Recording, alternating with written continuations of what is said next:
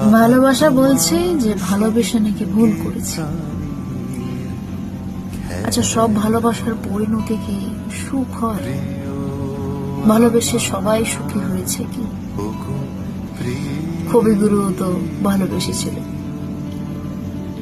কবিগুরুর প্রত্যেকটা লেখায় তার ভালোবাসার ছ্যাঁকার দাগ রয়েছে। ভালোবাসার পরিণতি যে সুখ হতেই হবে এমন কোনো কথা নেই। এই যেমন ধরুন, আমি সুখী নেই তো কি হয়েছে, আমার ভালোবাসা তো সুখী আছে। আমি হাসতে পারছি না তো তাতে কি, আমার ভালোবাসা তো হাসছে।